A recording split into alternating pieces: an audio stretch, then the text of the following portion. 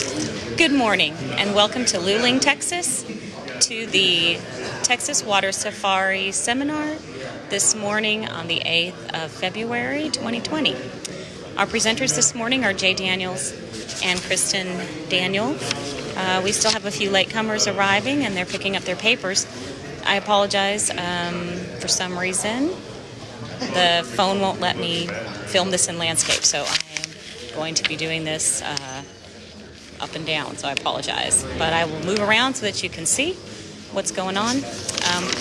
Before we start, I want to thank our 2019 Texas Water Safari sponsors, the GBRA, Smithco Industries, City of Junction, Texas Up and Back Canoe Race, SCG Stevenson Consulting Group, Downriver Designs, the City of San Marcos, Boogie Canoes, San Marcos River Retreat, Paddle with Style, Spencer Canoes, City of Cuero, K9 Angel Rescue, JK Rainmaker Enterprises, Apple Ace Lumber, Dutch Cattle Company, St. Arnold Brewing Company, The Hunt Family, The Zebra, TG Canoe and Kayaks, City of Victoria, Bravo Roofing, Mr. and Mrs. Luling 90, River Haven RV Resort, and Rhino Graphics.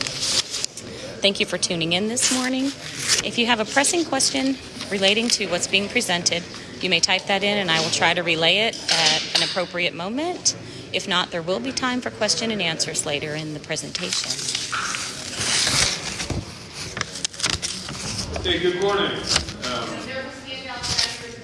Handouts back in the back again. Good morning. This is the Texas Water Safari 2020 seminar. Jay, you're going to come back a little over this way because I'll just get his head. And then there's a list of the sponsors and stuff they have. Okay. A few housekeeping things. Am I in the right spot now? Yes, you are now. Oh my goodness. I always wanted to be a rock star, but I can't play an instrument, so this is as close as I get. Okay, in the back under the sign that says exit, and you don't exit that way. It's pointing with an arrow this way. But is the men's restroom. Up here in the front is the ladies' restroom. Back in the kitchen is coffee and drinks. And over here to my left, your right, is some donuts and sort of things. And we'll be bringing in pizza for lunch. And did I miss anything in that regard? Nope. All right. Thank you for being here. I honestly don't know how long the seminar has been going on. This is about my 20th year to be helping with it. I want to introduce a few folks to you. They're all hiding. They're right there. Poke them. That's not one of the folks I wanted to introduce. That was really going to be weird today. So over here, this is Bob Spain. He's a member of the board of directors for the Texas Water Safari. Jerry Cochran is the longest serving member of the Texas Water Safari board. And both of these guys have finished the safari. Bob's finished it a couple of times. Jerry is 20 plus with about 8 overall wins. How many have you done? I've done 18. In the back, Linda's probably hiding. Linda is Jerry's wife, and she does the majority of our administrative work. And this is my wife, Kristen, Thanks, who Alan. takes care of registration. Oh, wave, Linda. Ah. Kristen takes care of registration, so when you screw that up, and she gets angry, and then I have to start hearing about it, is where you start ending up on my list. My name is Jay Daniel, and we're glad to have you here today. We hope we give you some information that's useful. We hope that some of our veterans who are watching this being live streamed will be appropriate with their comments. Play white, I am not getting a haircut because I guarantee you that'll come across here in a little bit. You know why I'm not getting a haircut? Because I'm 56 years old. Ain't nobody going to tell me that I have to get a haircut anymore. All right. So, Kristen's going to pass around some sign-in sheets. And make sure you get it. then we're going to go through. just to kind of give you a flow of how today's going to go. We've gotten through coffee, drinks, blah, blah, blah. We're going to go through the rules. Kristen's going to talk about the check-in procedure at the actual race a little bit. Then we're going to talk about registration. And then we get into team captain rules. Then we get into the competition rules. And then we'll talk about the different types of boats. Just for all of your information, the specifications for the boats are spelled out in these documents. For all of you who are watching out there in the interwebs, all of the specifications are spelled out for the boats. If you have an 18-foot aluminum boat, you don't need to send me an email that says, hey, I have an 18-foot aluminum boat. Is it okay to race? Because it isn't. It's already written out for you. So please take the time, all of you, to read the rules and everything before you start asking questions. Now, I say that to you not because I think you're ignorant, but because I've taught classes at my alma mater, and just like those students there, I assume that people aren't bothering to read things before they ask the question. So take the time to read the information. It's out there. There's guys who finished this race 10 times who come and ask me questions that are like, did you ever read the rules? And they'll look me dead in the eye and say, no. And I said, you go read it, then come ask me the question. And where is that located on the website? It's on the website under race information. Okay? Almost all of this stuff is on the website under race information. Probably probably the most looked at thing on the website are past results. And I'll talk about how that can work for you or against you later on. Okay, are there any questions before we dive off into the rules? Anybody already sick of this thing and you just want to head out? That's cool with me. I got to be here all day anyway. All right? Kristen, you want to talk about the check-in and registration? Okay, so race check-in is the Friday before the race starts from 12 to 5 at the Meadow Center. You pick up your race packet, you get your boat checked in with your equipment. You need to have your boat and your required equipment on site to be inspected.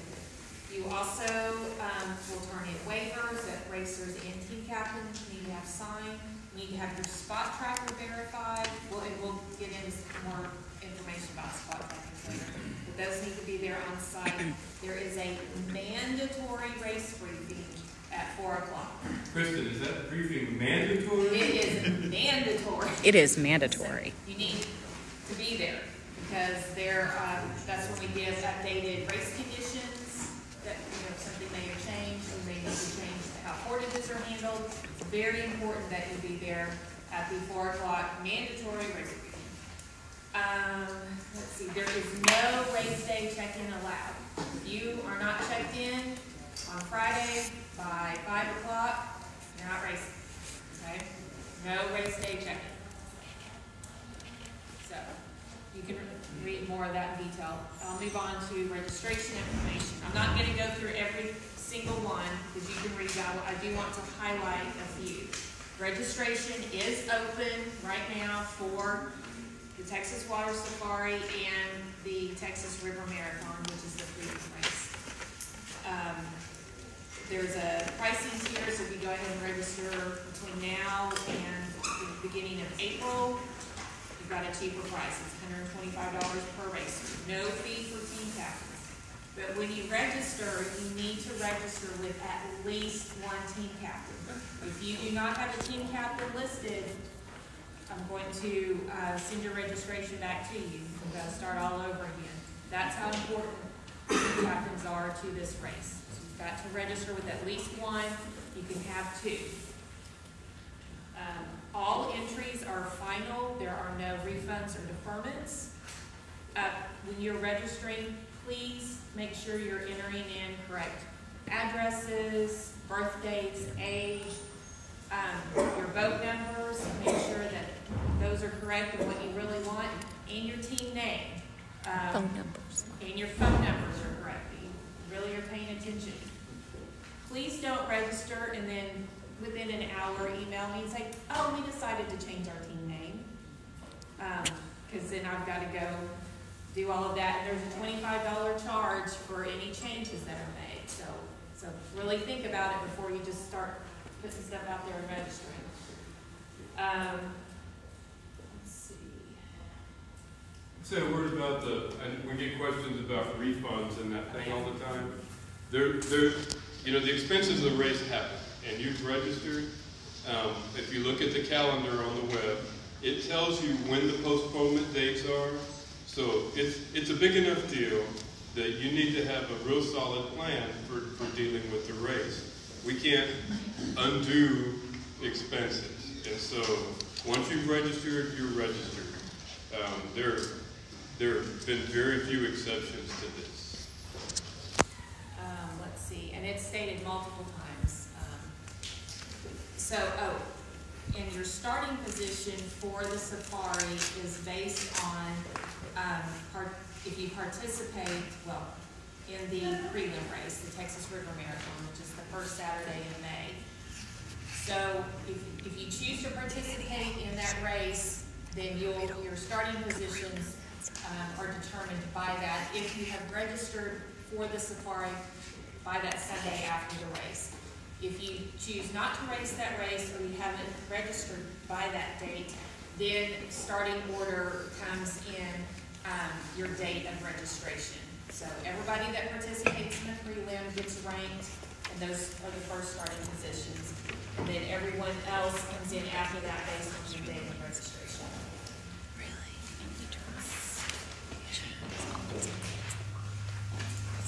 And I think that's about it for registration. But like I said, if you go to the website under the heading Get Registered, all of this information is out there, and then the links to the race hub registration pages are there as well. Just one last thing on registration. The very last thing on there talks about boat numbers. There are some of you who you want to be 1836. I mean, I know there's somebody in here who thinks they want to be 1836. And somebody wants to be 007. No leading zeros, and we'll talk about that again. And then if the boat number is already taken, tough. We don't reserve boat numbers. It just is what it is. I mean, there's some guys who've been using the same number for 30 years. If you can get in there before them, I'd probably pay you just to see them be that aggravated. But they're not reserved. But that's why it's important when we ask you to list 3 different boat numbers, that you put 3 different boat numbers. Don't put the same boat number 3 times. I'll send it back, because then that just takes me more time to go, oh, why didn't you give me 3 numbers and different numbers in the first place? Because we do have ones that touch up. Any questions about registration? Okay. Again, registration several times it says, I read and understand the rules. So read the information you're given. All right, we're on the required equipment. Everybody there? Section 3.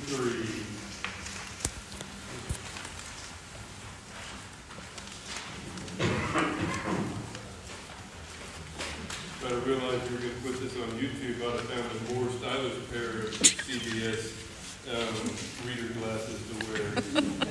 Or maybe I'd have worn the ones that had the rhinestones that I found. Cat eye? Yeah. Really happened. Okay, everybody there? Required equipment. Each team is required to have a first aid kit.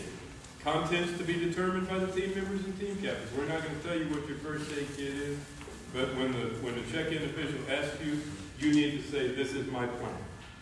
Okay? Two-way communication device. You can, and this is something that's changed through the years too. You're required to take something to communicate both ways. Okay? It can be your iPhone. It can be a two-way radio.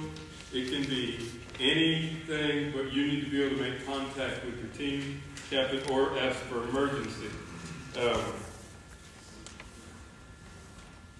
And it's somewhere else, but you can make contact. We used to have a no two-way communications rule. And with the advent of technology to be what it is now, there was just no practical way to enforce that. So you can call whoever you want to in the middle of the water spot. You know, you can get to halfway between Hoheim and Cheapside and decide that you want to call in a pizza order, and I'm cool with that. Matter of fact, if I'm racing against you, I would prefer that you do that. You know, call your mom and have a good conversation with you. You probably haven't talked to her in years. You know, but do not contact a race official, because at that point you've asked for help, and that would disqualify you. Unless you really need help. Well, yeah, I mean, and on to that token, if the person next to you racing against you needs help, by all means, call it in. We're not going to disqualify you for saying that one of your competitors needs help, unless you did that just to jerk around. Don't do that. Ever heard of anybody do a snake bite kit? You know, doctors vary on what they believe a proper snake bite kit is. You need to, again, have a plan. You can tell me it's a rubber band and a razor blade, but again, remember the old joke. Doctor says you're going to die. An efficient signaling device. Somebody finally remembered the joke. An efficient signaling device. You need to have a whistle or a horn. Solo paddlers have to have this attached to them. Somebody in the boat has to have it attached to them. If you get turned over out there in the bay, it's a big dark place, and we want to be able to locate you if you need help. Flares, I don't have mine because mine finally expired, and then I shot them off, and then Kristen got mad at me. But it was kind of cool. Don't do it near the coast, because somebody will come looking for you. You need to have 3 flares with you. They have to be red. If you shoot them off, the Coast Guard will probably come looking for you. And we will come looking for you. And we will do everything we can to get to you before the Coast Guard is, because that will save you a ton of money. Do not use green ones. That's what fishermen use to signal each other. We're not going to come look for you, because we're going to be thinking you're after shrimp then. Again, solo paddlers have to have those attached to them. Those things are for life-threatening situations. They're not a celebration tool. And I probably shouldn't have told you about firing the expired ones off. But, and I didn't do it at the seawall, so. But Kristen still gave me crap about it. Don't get to the finish line and say, woohoo, we finished. Guess what? You just paddled 265 miles to get yourself disqualified because you just fired, you know, an emergency flare-up. So that's where use of them for any other grounds or for disqualification. Okay, PFDs, life jackets. Every person in the boat has to have one. You're fine. They have to be properly sized, and they have to meet the following criteria. It's got to be a type 1, 2, or 3, or 5. And if I have to explain that to you, oh man, we'll be here forever. Generally, a wearable PFD, wearable life jacket is a type 3. To simplify your life, look for a type 3. The horse collar type, the orange ones, the Mae West, I think they call them, are type 3. You can, this is mine and it's still open because it's from the last. You can wear an inflatable life jacket if you want. That's where the type 1s and 2s and type 5s come in. If it's a type 5, which is that's not one that's okay to be wearing around. You have to have it on at all times. This one happens to be a type 3 because it'll fire automatically. It can be stored, but if it's a type 5, you have to wear it from, Ocarina Springs all the way to the front. Can't come off. And I suppose we can have more discussions about this during free time if you're really interested. For most of you, this is not what you need. You're not going to have a storage storage issue in the boat you have. You just need something that's comfortable And moreover, you want something that you will actually wear. Okay? Now, you have to wear them in the bay. So from the time you come out of the mouth of the river and you head to the finish line, you have to have it on. If you lose one during the race, and this certainly happened last year, don't try to hide it from us. I mean, we're going to figure it out because you're going to come to the finish line without a life jacket. We have extra life jackets. You'll get a minimal penalty for getting a life jacket. Plus, you won't get disqualified from the race for not having a life jacket. So, now I guess I can't think of a situation where we wouldn't replace a PFD. Okay? And I want to say again, racers in the bay not wearing a life jacket will be assessed a penalty of at least 2 hours. This is non-negotiable. I'm here to tell you that the best paddler in the history of the water safari, in my opinion, was racing solo and got so excited coming across a flat bay that he didn't put his PFD on, and he got the same penalty. It's not negotiable. It's the way it is. If you do have an inflatable life jacket, it has to be inflated regardless of the tide as you come across the bay. I sound like such a cranky old man when I read these things. Probably because I am a cranky old man, but I don't like sounding like it. Okay, spot trackers. Let me go ahead and say this. It doesn't have to be this model of spot tracker, but it has to be a spot tracker device. It can be the fancy one that you can send a text on. Again, I more than encourage you, if you're racing against us, take the time to send a text. You know, your mom really wants to know where you're at. Or maybe your girlfriend or boyfriend, somebody needs to know. They're going to be inspected at check-in. We have to make sure that they're fired. This is primarily how we track where people are located on the course during the race. Some of these require reset. This has changed, so this particular piece of rule is confusing. Some of these require reset, and you are responsible for the reset. As a general rule, it's not rocket science to start one. You push the power button. You set it where it can see the sky, and then you push the foot, because that's what starts the tracking. And now this one's tracking. I think SOS and then CFS stops. Which did happen.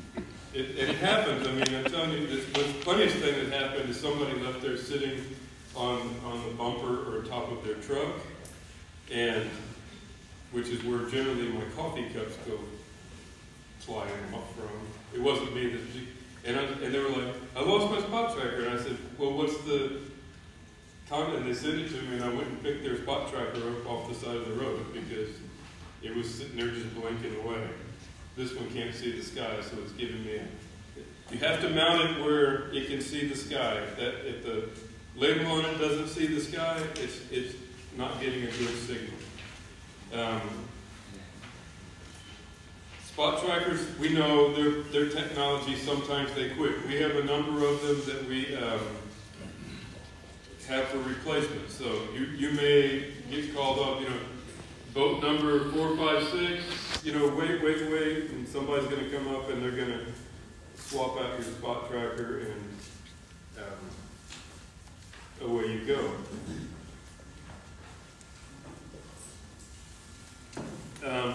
Put new batteries in. It's for heaven's sake, it's a 100-hour race, and every year somebody has batteries that go. Hey, Kevin, batteries that go dead, and they're lithium, AAA batteries or AA, depending on.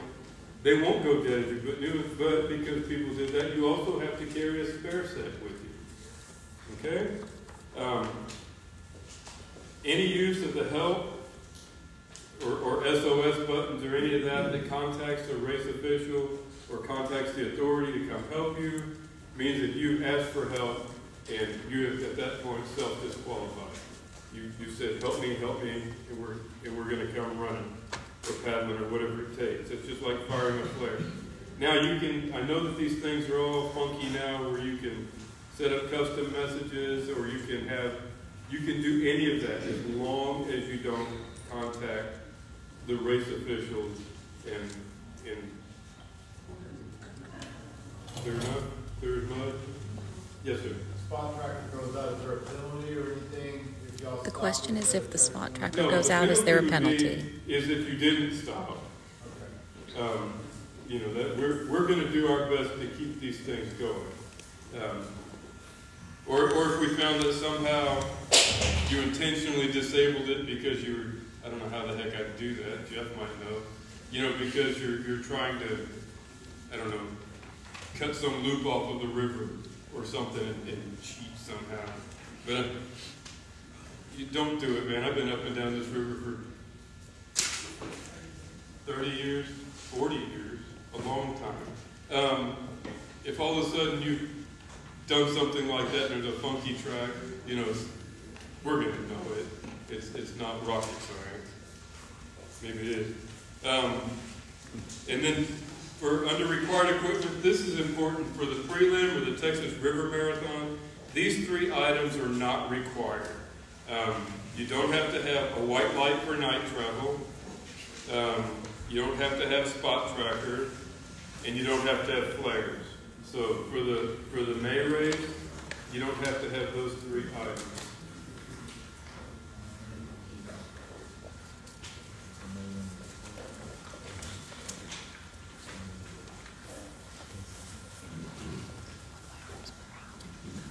Okay, we're going to talk about team captain rules and responsibilities. Now, Kristen, who's been a team captain more than 20 times, so she ought to know at this point what the heck she's doing, is going to talk us through that.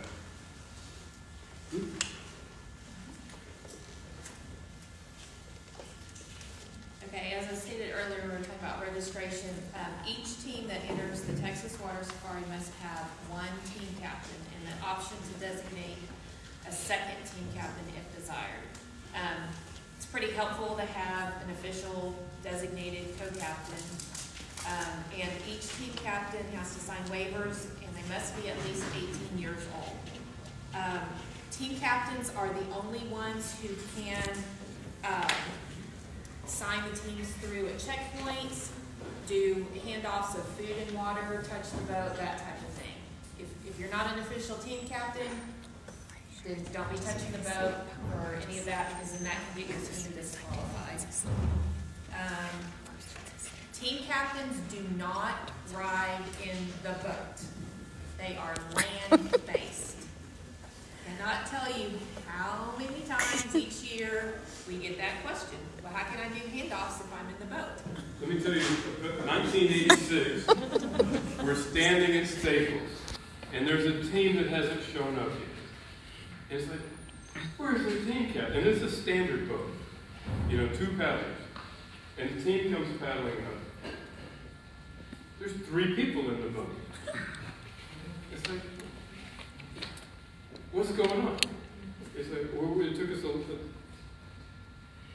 Well, you're registered. Yeah, we're standard. Well, where's your team captain? He's right here. He's sitting in the middle of the boat. Well, he's not paddling. He gives us water when we need it. And he knows where we are all the time. Now, who read these rules and come up with this? Guess at what their professions were. There were lawyers. Only lawyers can come up with BS like that, Chris Stevenson. He's not watching right now. So. What's that? He's not watching right now. So that team captain is not in the boat. So, the reason I emphasize that is because I'm serious. Last week, I had a question about that. So, the team captain drives from checkpoint to checkpoint, bridge to bridge, signs the team through, provides food and water. Okay? You're not in the boat. So, like I said, your main responsibility is to sign each team through at the official checkpoints. At each checkpoint, there is a mounted board. You write the time they came through, the time they left, boat number, people in the boat, and you sign. And Kristen, oftentimes the race point officials have written maybe the time. Oh yeah, some race officials will write the times in, especially like at Staples, because there's so many. That's at the beginning of the race, and there's so many people coming through. So they can write the time, but you still have to physically sign your name where it says team captain. Also, How do they sign that? When they put the time in there, what kind military of time. Military time. If you're not familiar with military time, Google it. Become familiar with it. You need to make contact with your team at each official checkpoint or any other legal access point along the route to transfer water, ice, and other food items or items that are provided for in Section 4B. What is legal access, Kristen? That means anyone could access that. Or if it's private property? If private property, you need to have permission from that landowner. Do not assume that if there is a locked gate, that you can take your big red key, break the lock, and go in. You will be charged with trespassing or shot by landowners. We've had an issue with You are in this. Texas, so. Yes, we're in Texas, and those landowners are very serious about their private property. A lot of people that race do have, have permission to get on private property, and that's fine. Don't just randomly follow people in. If you don't have permission for that private property, you don't go in. You need to use public access points. You need to notify a race official if you're unable to make contact with your team. And now that we have the two-way communication, that's much easier to figure out where your team is. Also, the spot trackers. There are points along the race course that the spot trackers don't update as easily as some other portions of the race, such as when you get down below the swinging bridge down below Victoria and going on towards Tivoli, there can be some delays in the updates.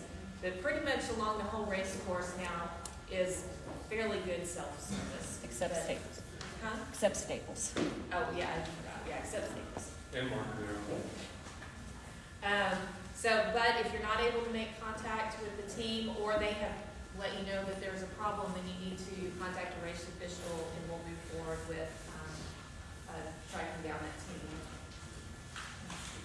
If a team member or the team decides not to continue on with the race, you need to, if you're at a checkpoint, you need to go to the sign-in sheet and register, sign your team, and then you need to write out, O-U-T. Like if it's just one racer, like say you're in a tandem boat and one racer decides not to go on, you need to designate that that specific racer is out of the race and the other one is going on by themselves, which that has happened. And that's perfectly legal. They can continue on. If the entire team is out, just team out.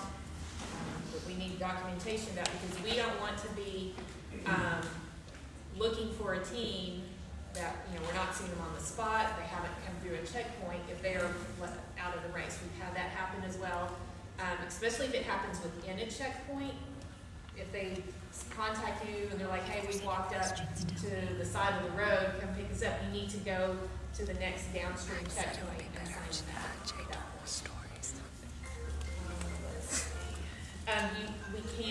You can substitute once during the race, team captain. If circumstances come up that you need to swap out a team captain, you can do that once. You have to do it at a official checkpoint, and then that new person that's coming in has to sign waiver forms, and the race officials will have waiver forms on site.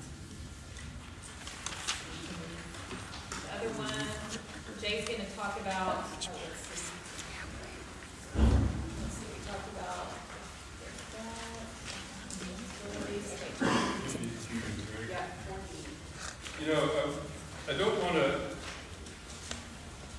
Don't ever underestimate how important the team captains are. I don't know how many of you have raced, I didn't do this earlier, how many people in here have raced the safari before?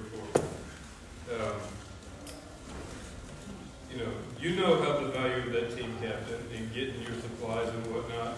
I was a team captain for the first time in about 30 years this last year, and I'm still recovering from that. And I don't mean the racing I did before that, I mean the keeping up with those ladies in the boat. Okay, so a few years ago we changed the rules. For whatever reason. And you can now get food delivered to you during the race.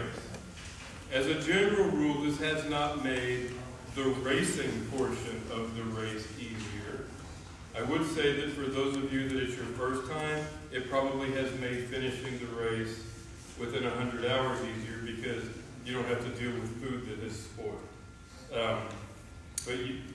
This is the way the food can be delivered to you, or the medicine. It only reusable mesh bags, so I'm just aiming the big bag. Yeah. So this is not legal because it's the kind of, well, I mean, I don't have anything against Mickey, but it's not legal because it's not probably going to stay in the boat. More specifically, the single-use Walmart bag, the plastic bags that you get, that food comes, fast food and whatnot, not legal because it ends up in the river. This legal, you're going to want it back. It actually has some value. Now, that being said, and this is the area where we get confused. You want your food waterproof. You don't want, your peanut butter jelly sandwich put into that mesh bag. Otherwise, you have a big, gooey mess of giardia, which is fine with me if you're racing against me. But you can go ahead and you can put it in a seal-a-meal bag. You can put it in a Ziploc bag, no larger than a gallon size. Okay, now this is where it's become more difficult for folks when they're starting out. So section 4, no other items of any kind can be supplied to the team by the team captain. The team captain cannot give you new paddles, can't give you repair equipment, or any supplies, other supplies or materials. Okay, when you get to a checkpoint or a place where you're going to exchange food, your team captain can't give you a chair. They can't put up a table for you. Utensils, tarps, sleeping bags, tent pads, or none of that can be supplied to you. Now that being said, for instance, you pull into Victoria City Park, or better yet, you get to the Gonzales Gravel Bar, and you feel like you need to stretch your legs.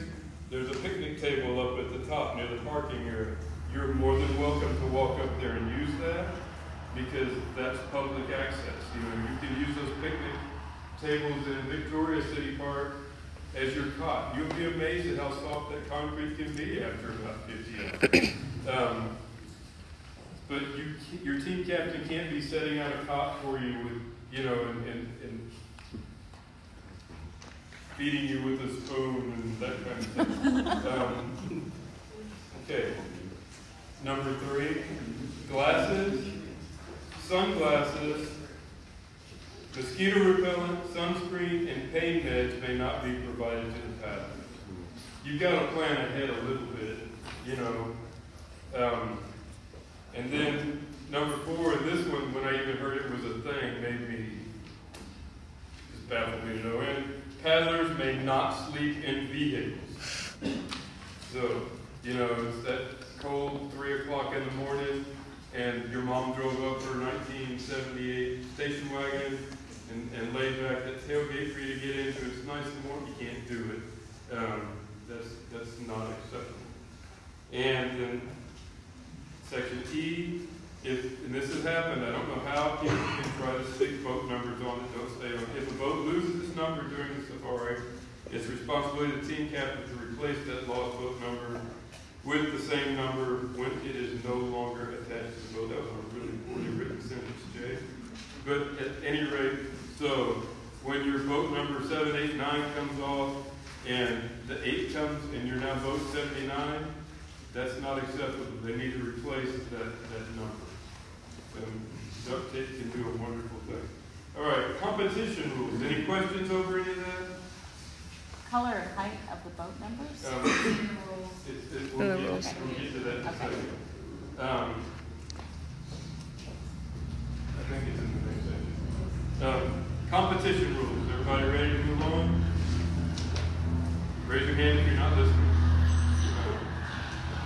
All right, good job. All right. All members of the team must travel together in the same boat, canoe, not really good, to walk around, and under the same regulations. So, you can't swap out boats during the race. If a team member drops out for any reason or any of the things listed here, they can't, do whatever and then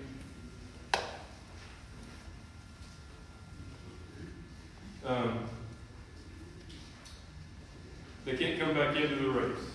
Relays are not permitted. They're certainly prohibited. Relays in any form are prohibited. All items and equipment and items of repair must be in possession of each team and listed on the check-in sheet at the beginning of the safari. Nothing can be purchased or delivered to an individual or team during the entire safari except under 4D, which is what we just talked about.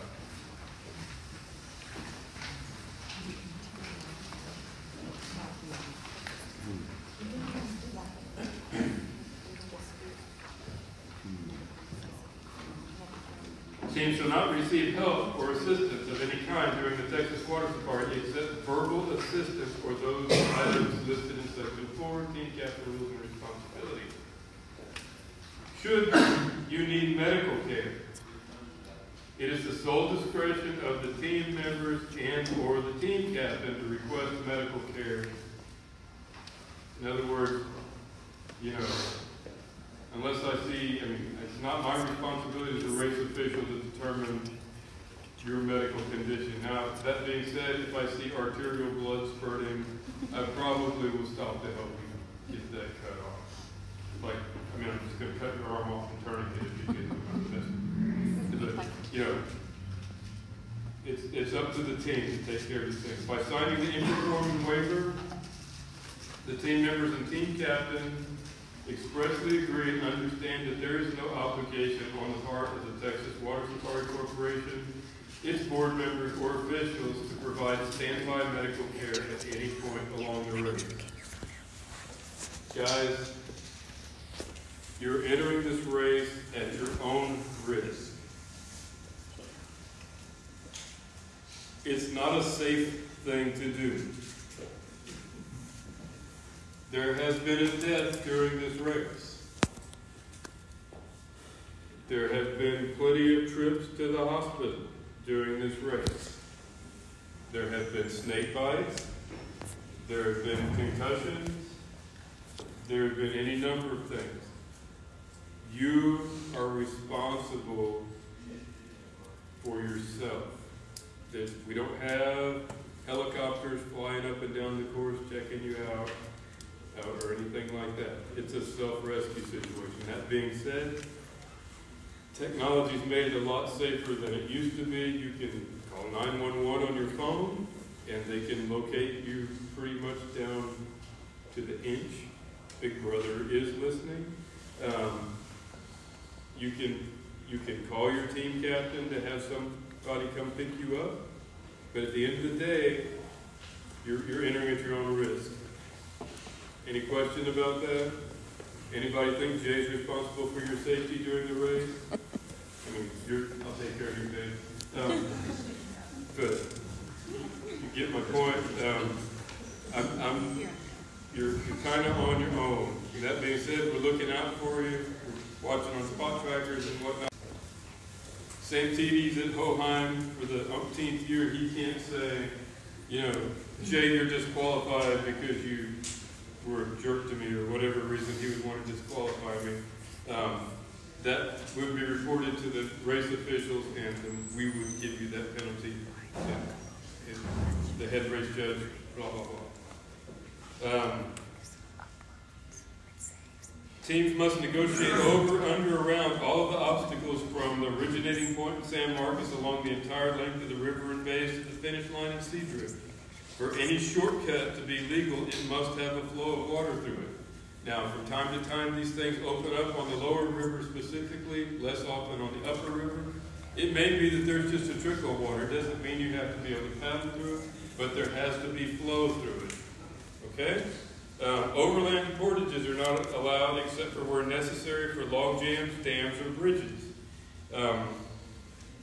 Teams are required to exit the river immediately above each obstacle and return to water immediately after clearing this obstacle. That's a safe distance. And the primary thing there is, say that there's a log jam and you can come up, and guess what? If I just went 100 yards over this way, I can cut a quarter-mile of river off. That's not legal. You know, if you have a series of log jams that make up on the lower river that can make, and I've done it, over a mile-long portage, you know, we're not saying you have to get up in. You can make a mile-long portage on the lower river, as long as you're not using it to cut off a loop or something like that. Clear as mud? There are exceptions to this rule. The left channel at Thompson's Island or Cape Dam, for those of you who are familiar with that at this point. In other words, when you get to River Road, you cannot cross over the road. You can take either route, although the left-hand route is not very usable right now, but you have to go under River Road. The Victoria Barge Canal and the boat cuts between San Antonio Bay and the Barge Canal. This has been a real problem in the last few years. The Barge Canal is an artificially constructed channel, and it is dredged out from time to time, and it normally makes a really nice, the spoils have made a bank, and you can't go through it. There's some boat cuts. But what's happened is Hurricane Harvey and a hurricane I can't even remember the name of, and several others have knocked these barriers down, so you can find yourself in the Barge Canal if you're not paying attention. Now, there's two reasons that you can't go into the Barge Canal. One is because you get back there and it's deep, smooth water, and it's a lot easier. And why would you want anything to be easier in the world's toughest canoe race? But the primary reason is because it is probably the most dangerous thing that you will encounter in the race. If you ever see one of these barges coming, they're displacing huge amounts of water. They can't stop on a dime. They can't stop for anything, and you're a little puny boat. And I'm telling you, those waves go out a long way. So if you're in the Barge Canal, whether it's an accident, or you thought, oh gee, I'm just going to take it, you're going to get penalized. And this is one of those penalties that it's so that you remember how unsafe it was to be there. Don't go in the Barge Canal. That being said, you have to cross the Barge Canal. Otherwise you'll never get to Seadrift. You get to go across it somewhere. But you go across it, you don't want to tarry there anyway, because it's usually the roughest part of the bay.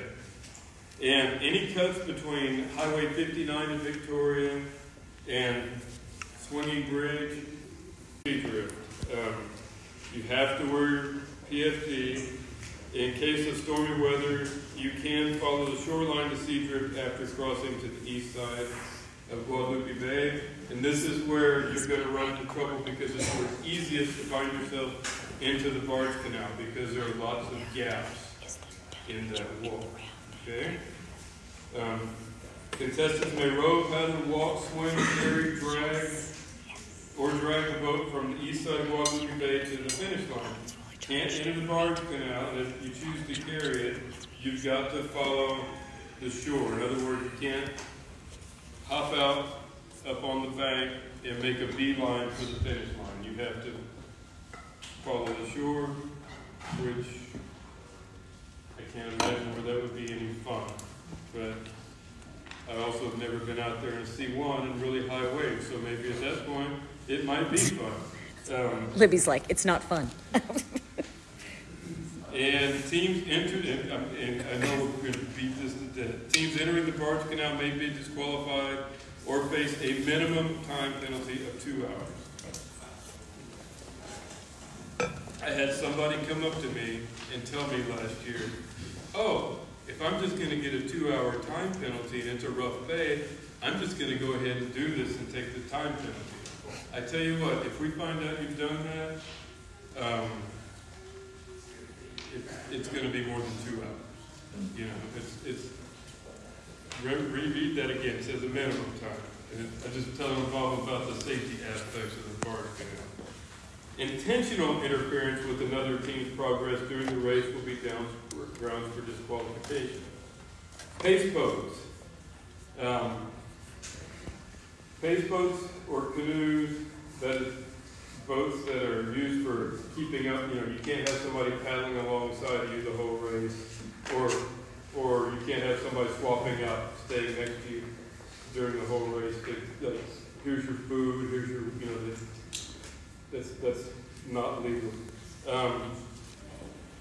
Any other use of a craft such as travel down the river to accompany the team and keep them up, provide any support, including wake riding or drafting, and are illegal and are grounds for disqualification.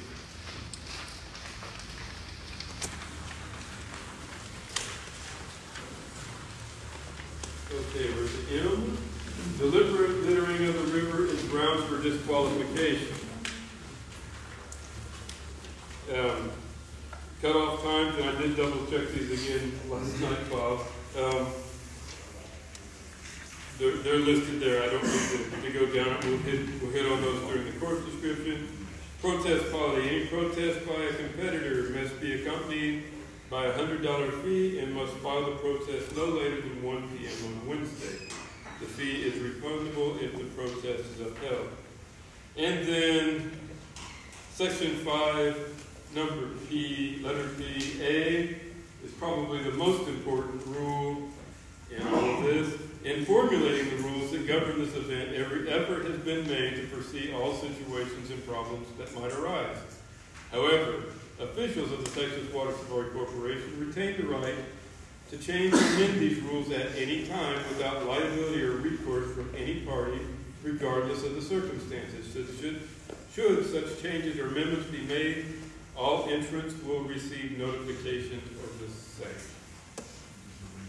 I think really this is primarily to say sometimes there are conditions within the race where we need to make judgment calls. In other words, we could require a portage at the saltwater barrier that perhaps the teams in front of you or behind you didn't have to make because of changing water levels. I know, and this one really doesn't apply since our team Dam isn't there anymore, but one year the water was coming up during the race and they changed where the portage, they put in a mandatory portage to keep people away from the dam that we need to be able to take care of. And so it will be posted at checkpoints during the race. If there are any changes, most of that happens on the lower end of the river. And then, I just laid that down the wrong, yep. That's it. Any questions over those rules? Or am I explaining them so clearly that I shouldn't have to see a single email between now and the second Saturday in June? That's it. That's what I thought. All right, section 6. I know this is, I hope y'all are having as much fun with this part as I am. Imagine if you'd been doing this every year for 20 years. Boat types, classes, and special recognition. Okay. The safari is an unlimited race. Every one of us, regardless of the type of boat that we're racing in, is racing for positions 1 through however many boats are in the race. So it doesn't matter if you're in a 6-man unlimited boat or a 12-foot plastic kayak. you're racing for those same positions. So, the first place boat, regardless of the type of craft it is, gets the Argosy Cup. You know, this is the cup that has the name of everyone who's won the race from 1963 till now. Or till since last June. Okay? The rest of it, 1st through 15th place. Do you know how much you get for coming in first place in the Texas Water Safari? Zip! I asked Brian Miner, who's won the race 14 times, what did you ever get for winning the race? And he looked at me and said, I think one year somebody gave us a case of Dr. Pepper. So the point being, you're not doing this for money. You're doing it to be able to say, I did it. And in the meantime, there's a race that helps you do that. That to say, some of the most competitive people I have ever met are in this race. Okay. Boat requirements. Only human muscle power propulsion of boats may be permitted. Canoes must have adequate flotation to float the boat. We are not going to sink your boat into Aquarena Springs to see if it'll float. We're assuming that you've done your research at that point. But if perhaps you haven't done it and you sink your boat and it's at the bottom of the river, guess whose responsibility that was? Yours. Canoes must have a light for night, I should say white light for night travel. That's actually a Coast Guard rule.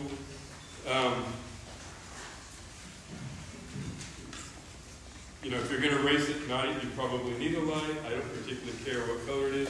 You don't want it to be a red light, however, because, you know, there's all kinds of funky Coast Guard rules about where lights are located. That to say, if I read this rule correctly, for those of you who have a more competitive bent, it says you must have a white light for night travel. I'm pretty sure it doesn't say you have to turn your light on. So, you get to a place along the river, and you don't want your competition to know where you are, turn your light off. I don't care. Especially if you're racing against me, it's between Thomaston and Nursery. Paddle down through there without your light, oh, you won't. And I'll pick up the pieces the next week. Okay, boat numbers. The designated boat numbers must be on both sides of the bow. Right-hand side, left-hand side. Port, starboard, whatever you want to call it. Both sides of the bow.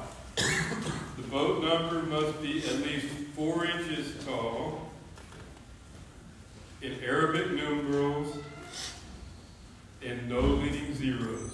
I'm sorry, you can't be boat number 007.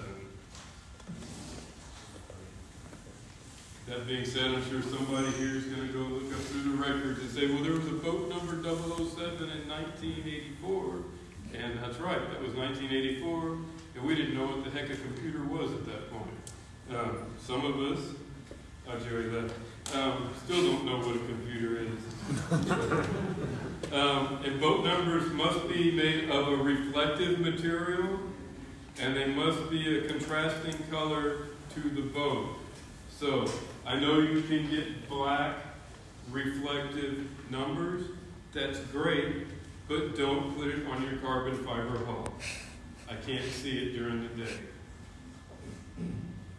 I probably couldn't see it at night, but the point being, it needs to be, in that case, a white number. Mailbox numbers are wonderful because they have a white background and black letters, so everything's contrasting there. And part of that is, when you get to Gonzales, I think, is the one where this tends to be the biggest issue. You know, there's lots of boats still in a pack right there, and some of them are paddling on through, and those race officials need to be able to see who the heck it was that's been through there.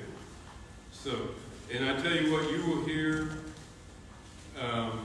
in those early parts of the race, what's your boat number so many times, that it probably becomes one of those little earwig things that you just can't hear anymore. Like, blah, blah, blah, blah. It's like, you know, did you bring in the dog? Oh, blah, blah, blah, blah. I don't hear stuff like that anymore. And right? so, yeah, Hoheim is where it actually is. Hoheim is the other one. That's where you come into that bridge, and it's Don't wait until the last minute to put your boat numbers on your boat. Yeah. And seriously, you know, if you don't know what. Be buying them the morning of checking. What's that? Don't wait till Friday morning to buy them on the way into town and then start trying to slash them on. Yeah, that's right. They don't stick, and then your team captains can have problems throughout the rest of the race trying to keep them. Or you put that super slick coating that you just read about online on the boat, then you try to put something to stick to it. Well, the whole point of the super slick coating is so nothing will stick to it. Anyway, your boat numbers are important. That's how we identify you. Boat specifications. Any questions about any of that? Boat specs. Unlimited. No specification as to the type of craft used. The only limiting factor is you can't have more than 6 people in the boat. Tandem unlimited. No specification on what the boat is itself. No more than 2 people in the boat. Solo unlimited. I bet y'all can figure this out now. As long as there's not more than 1 person in the boat. So don't carry your team captain with you. USCAC 2. Teams may use 1 of 2 canoes. That's a competition cruiser or a 432 boat, or a pro boat, which is a 327 boat. You can read this for yourself. More than likely, it would be more and more difficult going forward to find competition cruisers, or what we call C2s, because they're the slower of the 2 craft. I would say, in my opinion, over the length of the water safari, the 2 boats, there's no significant difference.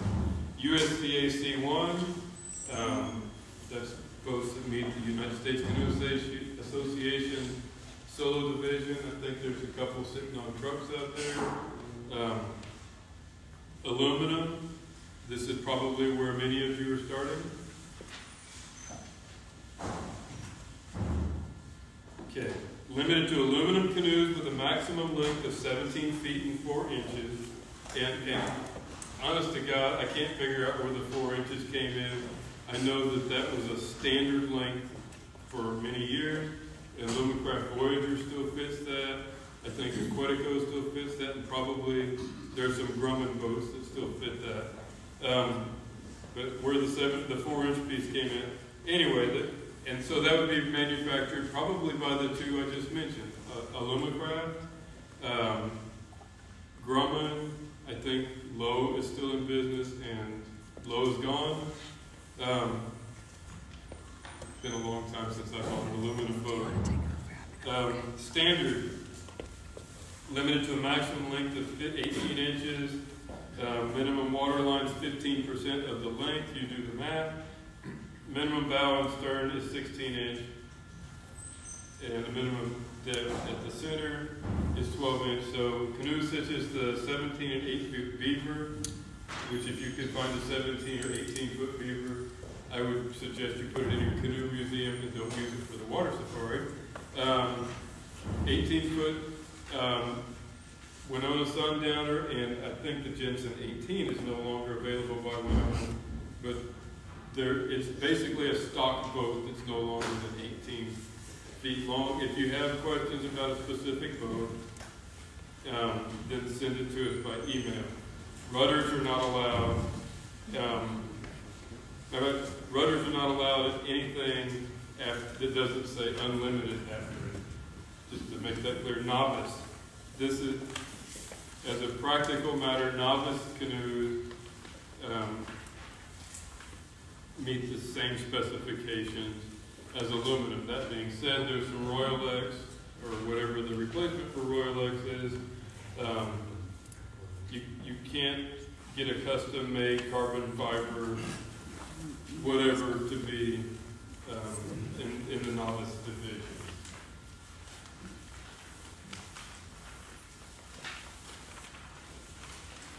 Racing classes, unlimited, 3 to 6 paddlers. That's section C. Everybody with me so far? women's unlimited 3 to 6 female paddlers. Any human muscle power, unlimited boat specs. Tandem unlimited 2 paddlers. Yada yada. Men's solo unlimited, women's solo unlimited, USCAC 2. The important thing here is single blade paddles only, and it meets those specifications.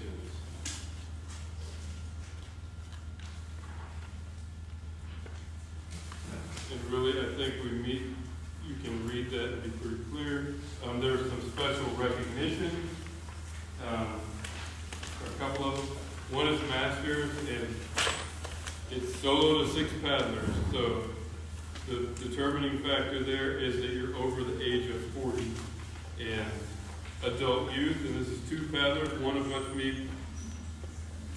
must be between 13 and 17. And the child must race with an adult in the boat, so if the adult drops out, the child is out of luck. They've got to drop out too. And any 2-person boat specifications. And that, thank goodness, is it for the rules. Any questions over that? Any questions on the live stream? Please let us know. Hot as far as I know, but I don't think that's a rule. Yes, sir. Back to the phone machine? Yes, sir. When you have a phone you're using and the phone is turned off, is it spare? Sure. You can The have a question phone is, for can you have everybody a in the spare boat. phone in the boat? The answer is yes. Can the team captains replace flotation devices as needed instead of having to call in? A PFD? Yeah. I think as a general rule, we want the PFD replaced. Now, if you've lost it, that means that you've made a mistake that there needs to be some degree of penalty for. So whether So the real answer is not a good idea and no. well, and don't misunderstand. No, I don't think so. Okay. I would rather your team captain or whoever gave you one, and I guess you'd be on your honor to report that you received a replacement. Reported. Yeah. Okay. But the idea, we don't want you out there in a situation where you don't have a PFD. You said earlier that we would give one. Yes. If someone had lost it. So if the race official is there, you might as well just say, official, could you please get my Sure. team? You don't need to send your team captain to Walmart or whatever to get you a team cap. We have a certain amount that we just don't want people out there without a PFD. This is state law, you have to have one, so we want you to do legal. So you gotta get one. Thank you. Are you allowed, like, your cell phone died, Saturday, you're allowed to your cell phone, your team captain in charge of pick up at the net, as long as you have nothing on the boat? No. And that's one situation where you really, the two-way communication device in there, if you want to, if you're planning to use it, it needs to be functional. So you need to either have one of those rechargeable things like we carry around with us all the time, or something to keep it going. And it's been kind of entertaining, I would say, to see how this little hootenanny, for those of you who are old enough to remember what a hootenanny is, battery pack would recharge the iPhone a couple of times. I think really if you turn off all of the gizmos on your phone, it'll pretty much last the duration. But it was interesting. So this last year was the second year I think we've had it open to full communication. And so there's a pretty good race going on at the top of the race. And a group of us that were team captains were sitting at a spot, and one of the other guys comes up and we start talking, how's the race going? I said, I don't know, let me call him. And so he calls one of the guys in one of the top 2 boats at that point during the race, who has this little Earbud. Bluetooth thing with a jig in his ear. And he calls him and he goes, hello. How's it going? He said, he said they just got out of sight or something like that. So, it was like end race reporting. It was kind of entertaining. It was like, who would have thought that another team who was being less successful you might say, was in the bay and had themselves turned around, and I don't know if it was the team captain or who called and said, can you tell us which way we need to go? And they did, which is probably beyond what we want the rules to accomplish, but it did. Any other questions over the rules, registration, all of this gobbledygook? I have one quick question on the. There are no quick answers, though. Okay, well, I don't want to disqualify a team, but if you can only, they have to have their own pain medication, what falls under medical? Like, anything from a salve to a bandage to a, like, I don't get how only pain pills that you can't give them. Well, the idea is, and it's funny you asked because we had this discussion quite a bit. The idea is we want for the team captains to be making evaluations on their paddlers.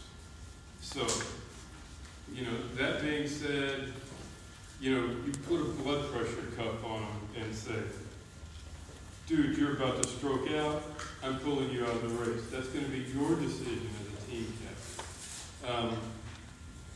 You've used up the medical supplies that are in the boat. We don't want somebody getting some kind of, well, it shouldn't be in the river below the DuPont, but we don't want, I shouldn't have said that either. We don't want them getting some kind of awful infection, so you do whatever it takes to clean that up and make sure it's dressed properly. And generally it's on a case-by-case basis. Now that being said, you didn't bring sunscreen and you're starting to blister, sucks to be you. You shouldn't be in this race because you're too dumb to remember sunscreen. Or you took your shirt off, not you, but you know what I'm saying. And during the middle of the day, and or the middle of the night you lost your shirt, and you didn't bring an extra one. Guess what? That's not medically That's not a medical necessity, no matter what it's going to do to you because you didn't have this. Did I make this even more muddy? Well, so no clothing and no. Yeah, and most of the things that are no are listed there. You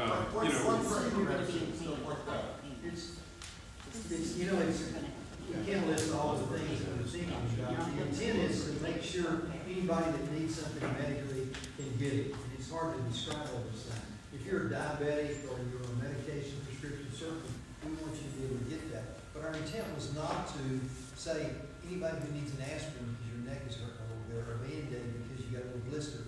That's stuff that everybody's going through. We just didn't want to disallow anything. Somebody had a medical condition and needed help. So that's the intent of the whole thing. Because, everybody has a little aching shoulder or whatever, but giving someone a massage is not really what we intend. But it's, if you really need something medically, whether it is a medication that you prescribe or whatever. We had a person some years ago who was a kidney transplant that didn't understand a paddleboard in the days when you couldn't take that in. He had to have it all on his board. We've now allowed anybody who really needs something that's life-threatening, something that's prescribed. That's probably a better example. So if you have somebody who's on regular medications, like Bob said, heart medications or something that the doctor says take once a day. We don't want that to be in the boat where It could get wet. I personally do, but what we're saying is you can say, okay, I'm going to get my pill, what's the thing that goes under the tongue for heart patients at Staples, and then I'm going to get it on down the road. So because that way, if they do turn over and it gets wet, that becomes a life-threatening issue more than a my shoulder really hurts kind of issue. Did that help? Not really. Okay. I just want to know, besides bug spray and sunscreen and whatever, and all of those things are because since we started the rule, we've had people say, well, if I get a sunburn, that's a medical issue. No, if you get a sunburn, it's because you're a knucklehead. I'm just saying the paddlers have to have it in the boat themselves. Right. Yes. Right. Their comfort. Right. Like their whatever kind of salve, powder. I don't know what a person might need. Right. But the captain can't give it to them That's unless correct. it's medical. Right. Or food. I guess a better example would be And where this all came from was a problem with electrolytes, is what started the whole conversation. So I want you to carry the necessary electrolytes, and we all want you to carry the necessary electrolytes in the boat. But if for some reason you lose them, we don't want your body to get so out of whack that something really bad happens to it. So I think you said it best. Comfort items are not medical necessities. And I'm sure I've just muddied that up even. So those need to be in the boat when the racers start the race, and that needs to be on their checklist that is turned in, you know, sunglasses, sunscreen, Santa, you know, Advil, no, that needs to be in the boat when they start the race. Which is funny that people Or are extra thinking. shirt, extra hat, you know, that needs to be passed.